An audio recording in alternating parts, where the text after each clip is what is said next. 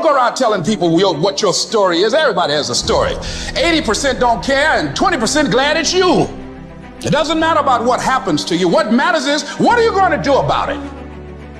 Easy choices, hard life. Hard choices, easy life. The hard choices, what we most fear doing, asking, saying, these are very often exactly what we most need to do. Are you interested in achieving these goals, or are you committed? It's not going to be easy when you want to change. It's not easy. If it were in fact easy, everybody would do it. But if you're serious, you'll go all out. I suggest to you that if you are facing a challenge, don't stop. Stay busy. Work your plan. Continue to do those things that you know that work for you after you have evaluated yourself in the situation. Continue to move. Stay busy, stay busy, stay busy. You will have good days and you'll have bad days, but you will always learn something more or something new, and you will learn more overall on bad days than good days. You will learn more about yourself, you'll learn more about relationships, you'll learn about life and principles, and it'll build your character. You don't have to force yourself or motivate yourself to think negatively, to be depressed, to beat yourself up over the head. Your mind is on automatic. It will do that by itself. But if you want to begin to move into your own personal greatness, if you want to begin to really enjoy a happy, successful, healthy life, you've got to be willing to go against the tide. You've got to be willing to harness your will and say, in spite of this, I'm in control here. I'm not going to let this get me down. I'm not going to let this destroy me. If you wake up in the morning and you start having negative thoughts, man, this ain't my day. I woke up on the wrong side of the bed. I'm tripping, I just don't feel myself. In the middle of the day, if you feel yourself doing that, stop. Just stop for a second and start going over in your mind everything you have to be grateful for. Not everything you want, everything you already have, because what you have is substantial. You just haven't gone over the list and taken inventory in a long time. But the fact that you can walk, that's a blessing.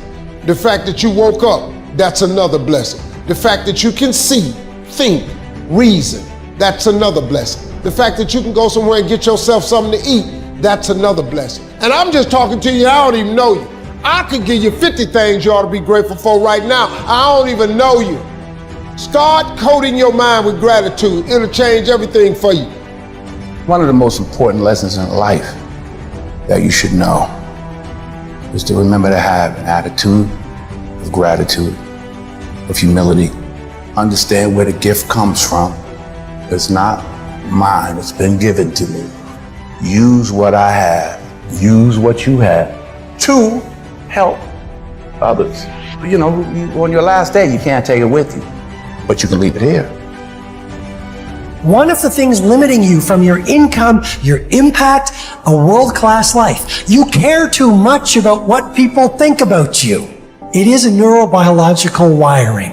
It served us thousands of years ago. We wanted to fit into the crowd because if we left the crowd or our social network, we would die of starvation or we would be eaten by saber-toothed tigers.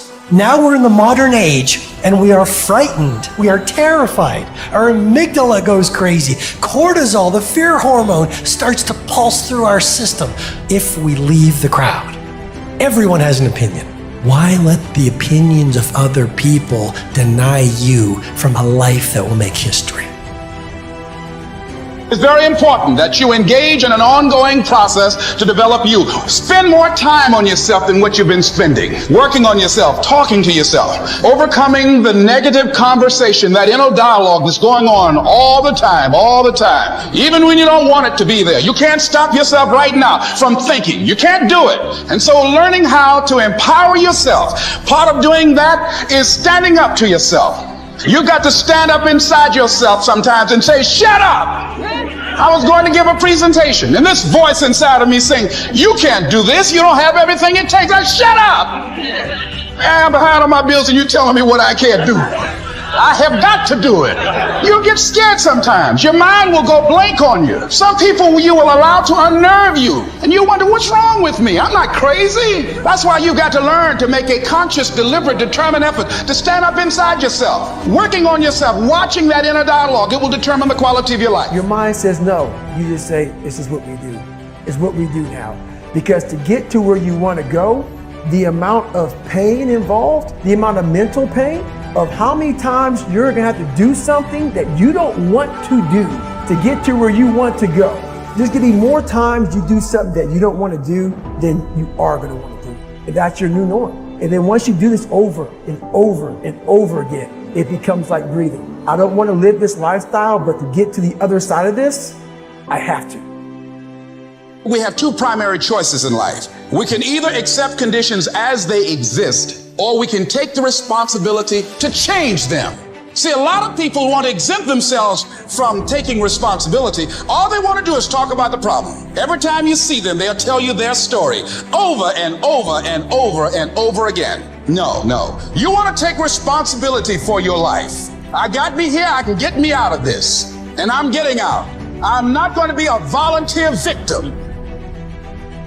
You see people who do big things and you automatically say, that guy's so lucky, she's so lucky. You don't know that. You're assuming that. Going to work every day for 20 years and grinding your ass off and then becoming a multimillionaire, that's not luck. That's action and reaction. Quit using the word luck, quit believing in luck, and start believing in work. Start believing in results that come from your actions. When that alarm clock goes off, there's at least 50% of the time where that soft little pillow is just caressing your head and you want to stay there. And it takes discipline to go, nope, I'm going to get up out of this bed and I'm going to do what I'm supposed to do. Everyone in the world has a list of things they think they should do. I should lose weight. I should work out. I should spend more time with my kids. I should work harder. I should make more calls. I should. And then you know what? People don't do their shoulds and they get mad at themselves and they what I call shit all over themselves. They beat themselves up about it. What changes people is when your should becomes a must. When suddenly the thing you said should happen has to happen. That's when human beings change. If you want to be great, you want to be baddest mother ever at what you do, you're going to be misunderstood by everybody because you're going to be so obsessed and so driven to get there. That's what it takes. It takes every second of your life. Anybody says balance? Yeah, balance is important for a lot of people. It is. But if you want to go to that edge where people do not like you, don't understand you, question everything you do, you've arrived. When people don't understand you anymore, you're in that spot of obsession and drive. Here's the truth. This is the reality. Nobody's going to believe in you until you've already done it. Nobody's going to come and celebrate with you until you've already done it. The work is going to come before the belief, which means you're going to have to work for a long time by yourself with no applause, with no awards, with nobody telling you good job. And then once you start to build something and people start to see the momentum and they start to see the result and you start doing some things, then you're going to get a little belief. And then what's going to happen is you're going to believe. And then what's going to happen? You're going to go do a little bit more work and a little bit more work. The results are going to come more. More people are going to believe. Nobody fucking believes in you because you haven't done anything yet. That's the reality. When you quit, your mind says, we're done. So it doesn't expand. There's no expansion when you quit. I'm drowning, I'm miserable, I'm suffering, I'm broken, but I'm not going anywhere. What happens to your mind, it says, he's not leaving. So we got to expand. We got to grow. We got to figure this thing out. So then these compartments in your brain, they have to work. And then you start to engage parts of your mind that you never engaged before. When you're in suffer mode and you say, I'm not going to quit. You're forcing your brain now to operate on a level it's not used to. But then it becomes used to it.